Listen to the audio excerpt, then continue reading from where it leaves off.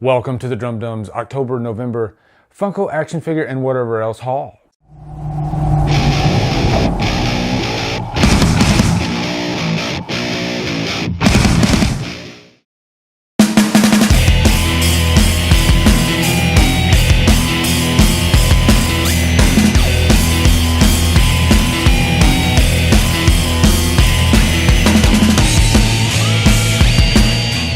So what's up guys, it's time for another toy haul. I love doing these, and if this is your first Drumdums toy haul, what I like to do usually is I'll show you some of the stuff I got over the past month or two, and then I like to break out some of the Drumdums classic toys because I've been collecting toys for probably a good 20 years now.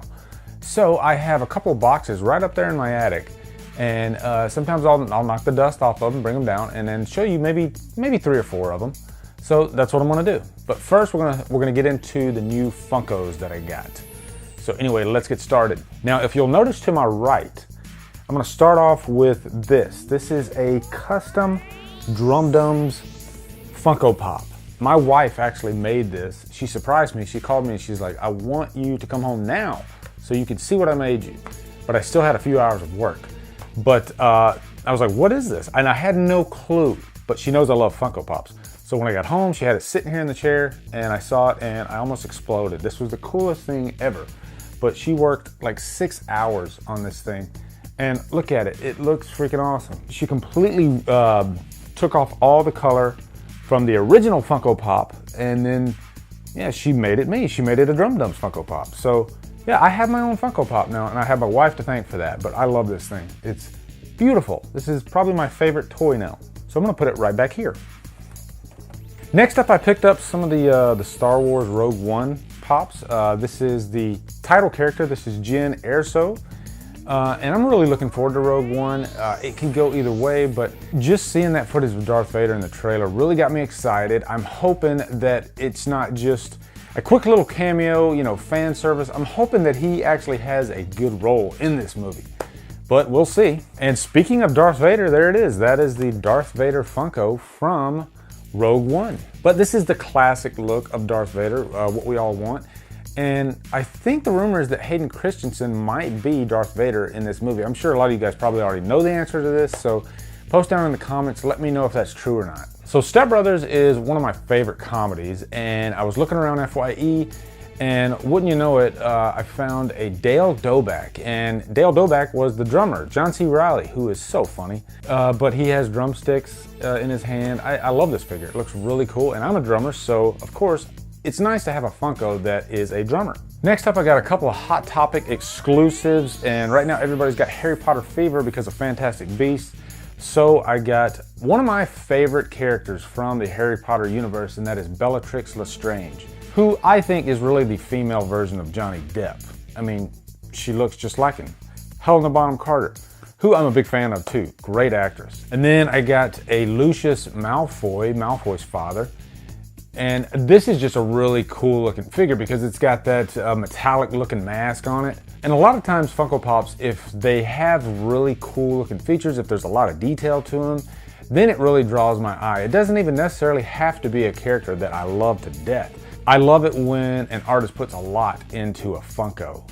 And this is one of the coolest looking Funkos I've seen, actually. And then lastly, for the Funkos anyway, my wife actually got me a Negan figure, which is really cool. Because if you go on Amazon right now or eBay, these things are already getting up there in price. The Negan figures are hot right now. People want them really bad. And I was fortunate enough to get one. And Negan is a really cool looking figure, and he's a great character. Negan is one of the best villains to come along, I think, in the past 20 years. He is a great villain. And Jeffrey Dean Morgan, what an actor. No actor could play Negan, I think, like Jeffrey Dean Morgan. Excellent job. So I was in FYE recently and I picked up the brand new Metallica album. This is Hardwired to Self-Destruct. And I haven't been a big Metallica fan for, you know, probably since the Load Reload albums. But this is a return to form, I think. It's not as good as their first 4 albums, but it's still really solid. Liking what I'm hearing so far. And as you guys know, I'm right smack dab in the middle of my Texas Chainsaw Massacre reviews. And so I had to get one that I don't have in my collection. This is Texas Chainsaw Massacre Part 2, which I don't think I've ever seen this one actually, so I'm really looking forward to watching it. Got a while till I get to this one in the reviews because I still have to do the remake and then Texas Chainsaw Massacre 3 and then finally 2. But this is one that people talk about quite a bit because it didn't copy the original Texas Chainsaw Massacre. Tobe Hooper directed this one, but he said, I don't want to make that movie. I've already made that movie. So he actually made a more comedic, really dark comedy version of it. And we got Texas Chainsaw Massacre 2. So again, I'm really looking forward to watching this one. All right, so now I'm gonna break out some of my classic figures that I wanna show you guys. So anyway, I'm gonna go right over there and I'm gonna grab them. All right, so these are gonna be really random. It could be anything. I have 4 figures here, but first off, I have one of these. It looks like those classic style action figures like you used to see in the 80s. Star Wars is a great example, but this is a Halloween Michael Myers figure. Yeah, it looks like one of those old Star Wars figures, but it's really cool looking. And I know they made these for quite a few of the horror icons recently, and these are really cheap actually. You can find these in FYE, I'm sure in some of the other stores, but yeah, they're out there. So next one is gonna be a Star Wars figure. This is from Attack of the Clones. You can see the plastic is ripping from the card actually, so I gotta fix that. But this is a Jango Fett. Now when Star Wars Episode 1 came out back in '99, I used to buy those because my son was around 6 years old at the time, maybe less. And that's really what got me into all these action figures. And I would buy him some of the figures, and then I would buy a second figure to keep in the box. And that's what I did. So this was one of those Attack of the Clones when it came out. And I have a wall full of all these figures, especially Episode 2 and 3. And here's another Star Wars figure. This is a Target exclusive. This came out after Episode 3 when they started doing all these different collection figures, because Star Wars, they run a new line, I think, like every year. But yeah, this was a Target exclusive. This was from the Saga collection, and this is the General Grievous after Obi-Wan Kenobi beat him, and he had flames coming out of his head. Yeah, so it's a really detailed looking figure, and it's really hard to find now. So yeah, that's probably one of my favorite figures. And then we have, this is from Iron Man 1. This is the villain. This is Ironmonger, who is kind of a lackluster type of villain. I've talked about Marvel villains quite a few times in the past. They don't do the best with the villains for the most part. But he is a cool looking figure, I will give him that. And he was a beast in the movie.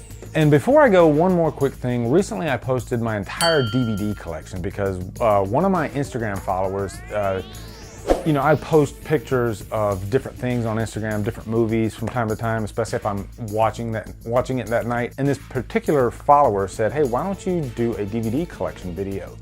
And I thought, hey, that's a great idea. So I did that.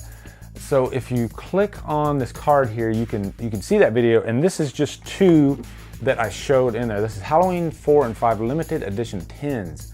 And so I wanted to just give you just a little sample of what I did in that video. But yeah, these are only 40,000 of Halloween 4 and 15,000 of Halloween 5. But yeah, you don't see these tins that often. And it'd be kind of cool to see these for Blu-rays. And they might be out there, let me know in the comments. But yeah, this is really cool. I love both these movies actually, and I love that they put them out in these limited edition tins. All right guys, that is it for my October-November toy, Blu-ray, whatever haul.